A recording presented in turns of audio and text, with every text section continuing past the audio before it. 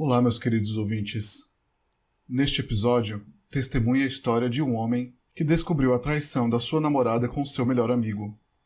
A descoberta da infidelidade da namorada o deixou em um estado de choque e descrença. Porém, ao invés de se render ao desespero, ele escolheu um caminho diferente: a vingança. Acompanhe essa história e descubra como ele conseguiu dar o troco e reverter a situação a seu favor. Peguei minha namorada me traindo com meu melhor amigo e fiz ele ser preso e sumir da vida da minha ex. Então, eu estou no Reddit há longa data e decidi contar a todos vocês uma história que acabou de chegar à conclusão final. Eu criei uma conta secundária no Reddit especialmente para isso, pois quero proteger aqueles que não fazem parte da comunidade Reddit e mudei o nome de todos os envolvidos. Histórias de fundo. Minha esposa Raquel e eu crescemos em uma cidade pequena, com cerca de 30 mil habitantes. Nós nos conhecemos desde cedo, cerca de 6 ou 7 anos. Não consigo lembrar especificamente. Éramos praticamente inseparáveis. Aos 16 anos começamos a namorar. Quando completamos 18 anos, nos mudamos para trabalhar em uma cidade a apenas algumas horas de carro. Aos 20, nos casamos e compramos a nossa primeira casa. Aos 22 anos, descobrimos que ela estava grávida de um menino. Foi então que o desastre aconteceu. Cerca de 5 semanas antes dela sair de licença maternidade, uma grande prateleira desabou e a esmagou. Me disseram que ela e nosso filho foram mortos instantaneamente. 2 de seus colegas também ficaram feridos no acidente. Um ficou paralisado e o outro perdeu a perna depois que ela teve que ser amputada. A empresa para a qual ela trabalhava, em uma medida de corte de custos, decidiu continuar usando estantes antigas que haviam sido descartadas porque eram inseguras, ao invés de substituí-las. Ainda não perdoei os executivos e o pessoal da administração que tomaram essa decisão, porque eles mataram o amor da minha vida e também o nosso filho que não havia nascido. Não demorou muito para que me dissessem que eu tinha uma escolha sobre como proceder com o que a empresa dela chamava de compensação, mas eu chamei de dinheiro sujo. Eles queriam fazer um acordo fora do tribunal para evitar uma ação judicial. Eu, por outro lado, queria o sangue deles. Só para esclarecer aqui, isso não é a vingança, isso ainda é a história de fundo. Felizmente, pela cobertura que obteve, e envolvendo vários políticos, o caso foi resolvido rapidamente na justiça. Cerca de 3 anos, em que o pagamento para todas as partes foi próximo de 10 vezes o valor que haviam oferecido inicialmente. Muitas multas foram dadas a eles por infrações do trabalho, saúde e segurança. Executivos foram demitidos e outros foram presos. Nessa época, eu ainda trabalhava em telecomunicações. Minha mãe, abençoada seja, mudou-se enquanto tudo isso acontecia para me ajudar. Acho que teria desmoronado se ela não tivesse tão envolvida quanto estava. Foi nessa época que me ofereceram uma promoção, mas envolvia muitas viagens pelo estado. Fiz um pedido para ter um escritório na filial da minha cidade natal, pois queria não só cuidar dos negócios naquele estado, mas também da minha cidade natal, pois não havia nenhum representante comercial localizado lá com o qual concordassem. Depois de alguns meses, estabelecemos uma rotina de 1 a 2 semanas no escritório central, 1 semana na minha cidade natal e 1 a 2 semanas visitando o resto do estado. Depois de um ano, decidi comprar uma casa na minha cidade natal. Então eu não tinha que ficar na casa dos meus pais toda semana ou poder ir e vir quando quisesse. Isso é importante para mais tarde na história. É cerca de 4 anos depois que nossa história começa. Eu tinha acabado de voltar das minhas viagens na sexta-feira e estava verificando algumas coisas no meu escritório quando Henrique, o diretor administrativo da filial, entrou. Nós também crescemos juntos, mas fomos a escolas diferentes. Mas desde que nos reencontramos, desenvolvemos uma amizade muito próxima. Ele perguntou como estavam as coisas e depois me perguntou se eu queria ir a uma festa que ele daria naquela noite. Em cima da hora, mas eu disse que sim. Eu senti que algumas bebidas com os amigos me faria bem. Foi lá que Henrique me apresentou a Catarina. Ela era uma nova contratada na filial, onde ficava o escritório da minha cidade natal, e ainda estava conhecendo todo mundo. Nós nos demos bem logo de cara. Por mais clichê que pareça, era quase como se Raquel estivesse na minha frente, ao invés de Catarina. Não vou te entediar muito com os detalhes, mas depois de 2 anos de namoro, decidimos dar o próximo passo e ela se mudou para minha casa na minha cidade natal. Tudo até esse ponto estava indo muito bem. Catarina e meus pais se davam bem e os pais da Raquel também aprovavam e ficaram felizes que alguém pudesse me fazer tão feliz quanto Raquel tinha me feito. Tudo estava indo bem por quase um ano, quando as coisas começaram a mudar. As sessões de Skype eram interrompidas repentinamente. Os vizinhos me contaram de um carro, descrito para mim como se fosse o de Henrique, que sempre era visto estacionado no beco, perto da minha casa, sempre que eu estava fora. Algumas roupas que não eram minhas estavam no meu guarda-roupa. Todos os sinais apontavam para uma traição, mas ela disse que nada estava acontecendo. Ela disse que o Henrique vinha, ocasionalmente, para discutir negócios e etc., mas nunca passava a noite. Foi quase 6 meses depois que descobri que ela estava mentindo para mim. Eu tinha acabado de fechar um contrato bastante grande com uma nova empresa e as negociações foram concluídas antes do que eu esperava. Então, em vez de ficar por lá nos próximos dias, decidi pegar o próximo voo e surpreender a todos. Avançando para o futuro, me dirijo até a minha cidade natal e desço o beco atrás da minha casa para que eu possa entrar na casa sem ser visto e surpreender a Catarina. No entanto, uma parte de mim estava curiosa para saber se o carro misterioso estaria lá. Com certeza, havia um carro bloqueando o portão de entrada nos fundos. Fiquei confuso por um momento, imaginando se tinha sido apenas um vizinho negligente estacionando apenas para perceber que era de fato o carro de Henrique. Se não fosse pela cerca alta que coloquei alguns anos atrás para a privacidade, eu poderia ter passado por minha própria casa. Estacionei atrás de seu carro, desci e achei estranho que ele estivesse lá tão tarde. Como ela alegou que ele sempre havia saído numa hora dessas. Ao me aproximar dos fundos da casa, vi algo que me deu um nó no estômago. Catarina e Henrique estavam fazendo a dança horizontal bem no meio da minha cozinha. Eu congelei. O tempo parou. Lá estava meu melhor amigo fazendo a dança horizontal com minha namorada na bancada da minha cozinha. Eu não sabia o que fazer. Tantas perguntas se passavam pela minha cabeça. Isso era real ou eu estava sonhando? Por que estavam fazendo aquilo na minha casa? Me senti um derrotado. Me virei e saí sem que eles me vissem. Me sentei no meu carro, pelo que pareceu uma eternidade. Eu estava chorando. Foi difícil, mas a tristeza rapidamente se transformou em raiva. O mesmo tipo de raiva que senti por aqueles que foram responsáveis pela morte da Raquel. E eu queria machucá-los. Seriamente. Como pacifista, não acredito em violência. Foi então que eu soube que eu iria puni-los e destruir suas vidas. E que melhor momento para começar do que agora. Mudei meu carro de volta para o beco, longe o suficiente da minha garagem para que eu ainda pudesse ver o carro de Henrique. E então caminhei de volta para o portão, onde eu podia ver a casa, e liguei para o telefone dela. Eles ainda estavam dançando quando o telefone tocou. Ambos olharam para o identificador de chamadas e ficaram surpresos quando meu nome apareceu. Pude ver que ela estava pensando em atender, mas eles deixaram tocar. Depois de alguns momentos, eles estavam de novo na velocidade 5 na dança do Creu. Daí eu liguei outra vez. Dessa vez ela respondeu.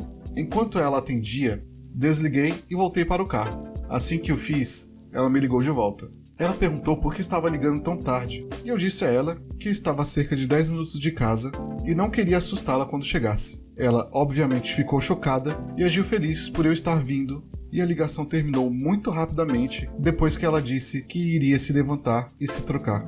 Eu disse tchau e desliguei. Alguns momentos depois, Henrique passou pelo portão e, ainda seminu, pulou em seu carro e disparou como um morcego vindo do inferno. Sorri um pouco, sabendo do medo que os dois estariam sentindo por estarem tão perto de serem pegos. Esperei alguns momentos antes de estacionar o meu carro no mesmo lugar onde Henrique estivera momentos antes.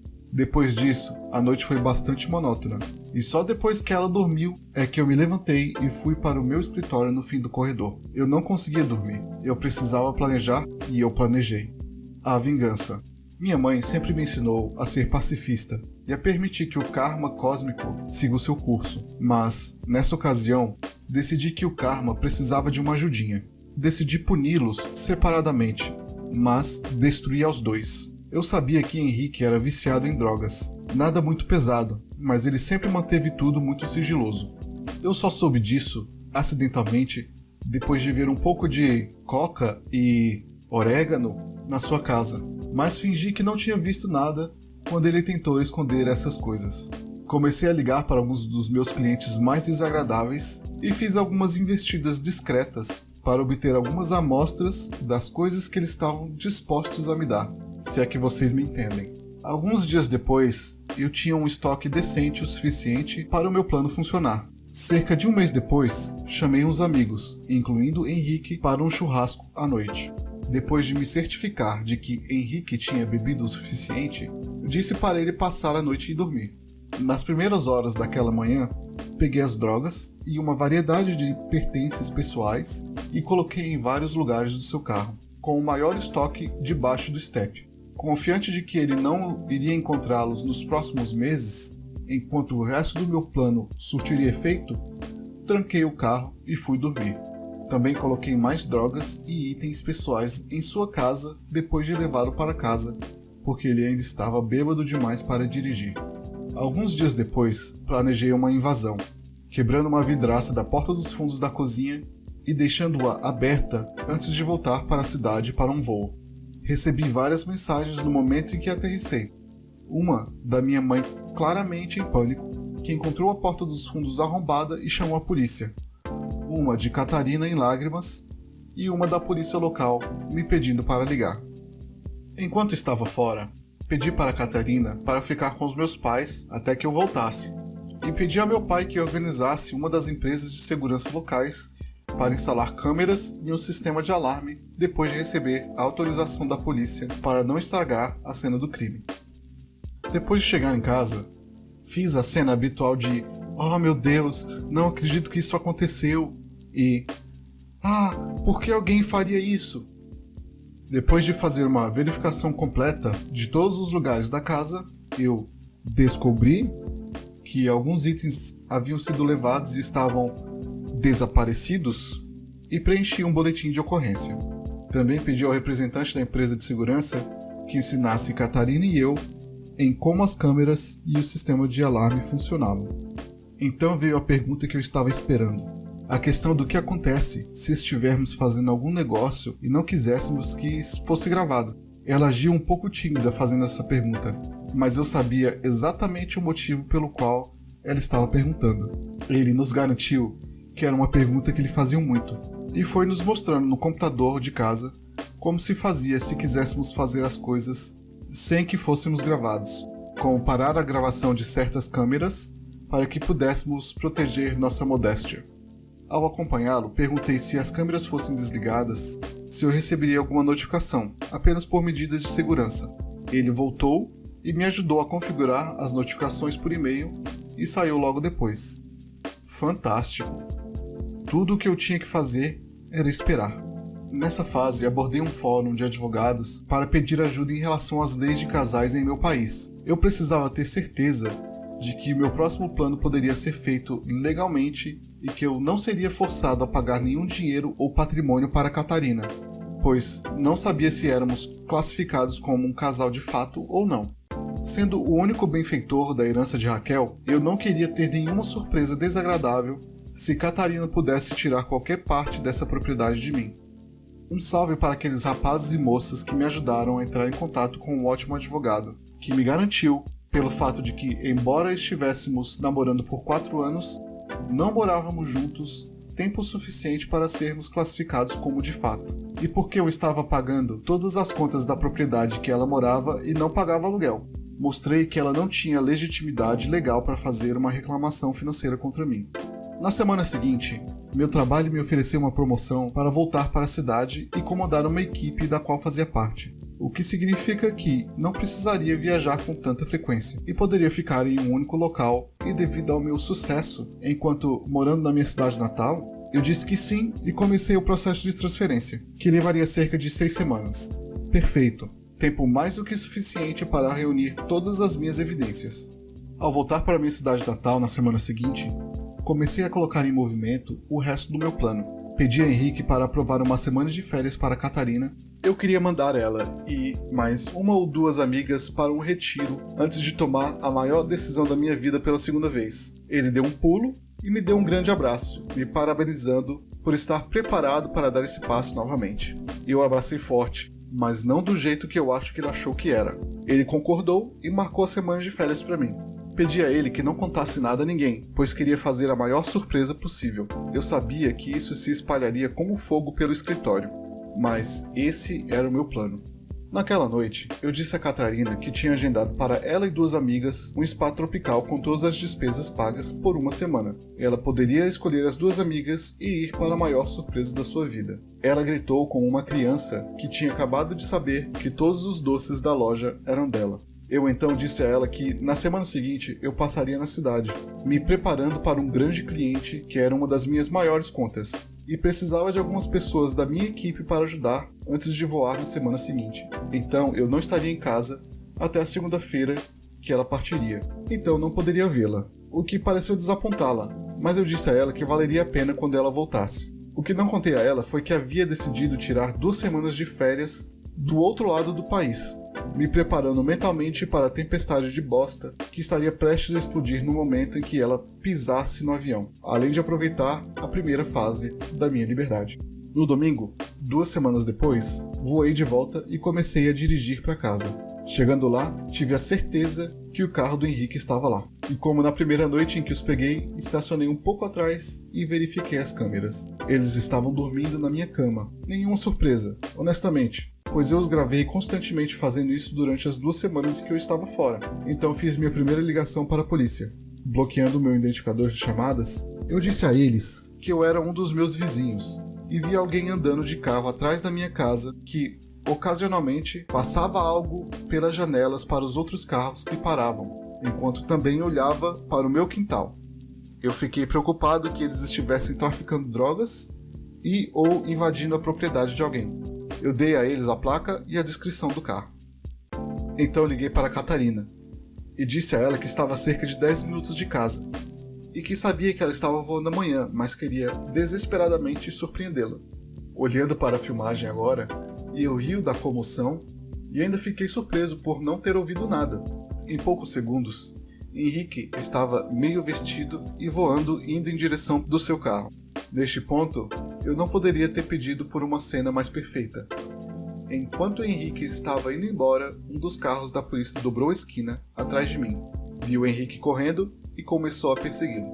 Depois de entrar, cumprimentei uma animada Catarina e fui fazer todas as coisas de casal. Logo após, ela adormeceu novamente, mas eu, por outro lado, não conseguia pregar o olho. No dia seguinte, ela e suas amigas foram colocadas em um carro.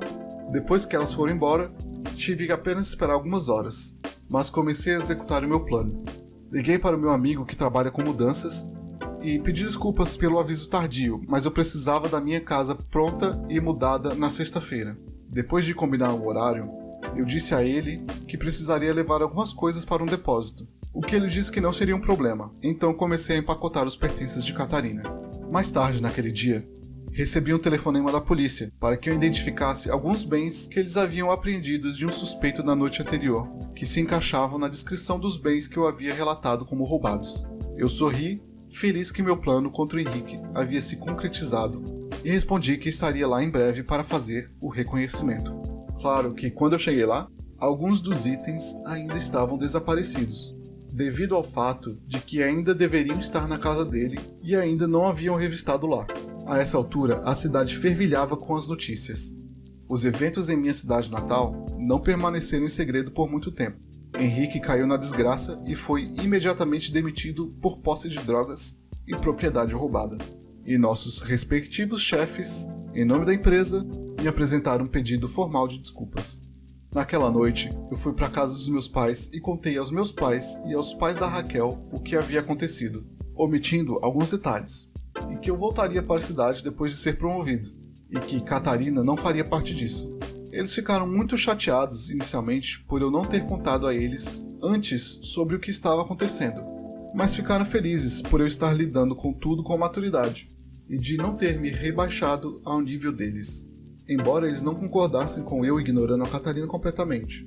Mas depois de alguns drinks, risadas e lágrimas, tudo ficou bem e fui para casa. Na tarde de sexta-feira, depois de uma semana ocupada organizando a limpeza para a semana seguinte, o meu imóvel foi anunciado para aluguel. Coloquei algumas coisas no carro e dirigi até a casa dos meus pais. E me despedi deles antes da longa viagem. Antes de sair, fui à casa de Rebeca. Rebecca tinha sido uma das amigas mais próximas da Raquel enquanto cresciam. Ela era a única pessoa que sabia o que estava acontecendo, menos os detalhes sobre Henrique. Sem a ajuda dela, eu não teria conseguido organizar tudo com a rapidez que eu fiz. Eu dei a Rebecca uma grande pasta de papel pardo com minhas evidências sobre a traição, bem como uma carta e alguns documentos legais que meu advogado escreveu, afirmando que ela foi ordenada a não entrar em contato comigo e os detalhes de como acessar os seus pertences localizados no depósito que eu aluguei. Depois de um rápido adeus, saí e voltei para outra cidade. No domingo acordei com várias chamadas não atendidas, mensagens de voz e mensagens de texto. Acontece que Catarina voltou para casa mais cedo depois de ser alertada sobre algo que estava acontecendo na cidade, apenas para encontrar uma casa vazia e uma placa de aluga-se na frente. Surtada, ela tinha ido à casa dos meus pais, que fecharam a porta na cara dela no momento em que atenderam, obrigando-a a ligar para todos até que, de alguma forma, ela conseguiu ser contactada por Rebecca, e ela disse que tinha um pacote para ela. Me contaram que ela não gostou muito daquilo, como eu pude notar pelos inúmeros textos raivosos e mensagens de voz dela me acusando de armar as coisas para Henrique e de enganar ela, etc. Ela disse que a qualquer momento poderia aparecer na minha porta, mas isso nunca aconteceu. 5 semanas depois de sair e ser promovido, eu escrevo isso para você, meu querido leitor. Admito que é longo e levou algumas reescritas para encurtar as minhas 14 páginas iniciais, mas sinto que a maior parte do que eu disse foi importante o suficiente para a história. E o autor ele dá mais alguma atualização nos comentários. Então, eu estou em casa agora. Com o número de perguntas que eu tenho aqui, bem como outros comentários e mensagens que recebi, decidi reservar um tempo para responder as perguntas. Então, uma das perguntas que sempre recebo é o que aconteceu com o Henrique, porque fui tão duro com ele e por que o incriminaria. Depois de fazer algumas perguntas para alguns amigos, a resposta é curta. Henrique está olhando para alguns meses na prisão, pois é a sua primeira ofensa, mas pode ser libertado antes. E eu senti que era necessário para a história. Ninguém além de mim sabia o que eu planejava fazer com o Henrique, e é por isso que eu omiti alguns detalhes cruciais que tinham potencial de me identificar verdadeiramente, bem como mudei parte da linguagem descritiva sobre os locais para potencialmente colocar essa história em qualquer lugar do mundo. Só para esclarecimento, já haviam provas mais do que suficientes em sua própria casa, apenas fornecia os meios para que a polícia investigasse melhor as suas atividades ilícitas. Para aqueles que também perguntam se estou preocupado com o Henrique descobrindo e apontando as autoridades em minha direção, eu sei que ele não usa o Reddit. Eu sei que Catarina tem uma conta, mas não vi nenhuma atividade recente para afirmar que ela está ativa já tem algum tempo. Quanto aos outros usuários do Reddit, quem sabe? A maioria das pessoas de que sou amigo na minha conta principal pode reconhecer essa história, se a encontrar. Não posso afirmar com certeza. Quanto a Catarina, as pessoas questionam por que não fiz mais com ela, ou por que eu fiquei tanto tempo com ela. Honestamente, eu quase a expulsei depois de alguns dias, mas queria reunir evidências e mostrar provas de sua traição para todos que ela conhecesse. Ela é uma grande socialite de acordo com ela, e eu sabia que expô-la desse jeito acabaria com sua reputação. Quanto ao que aconteceu com ela, fui informado de que ela se mudou para outro estado recentemente após ser transferida. Ela foi colocada principalmente em funções administrativas antes de sua transferência, já que houve uma certa reação depois que o boato se espalhou pela cidade. As pessoas questionam a legalidade do que eu fiz com ela, mudando todas as suas coisas, mandando ela e outros amigos embora, gastando uma boa quantia na viagem, etc. Isso, combinado com matar seu status na cidade, era o meu objetivo final.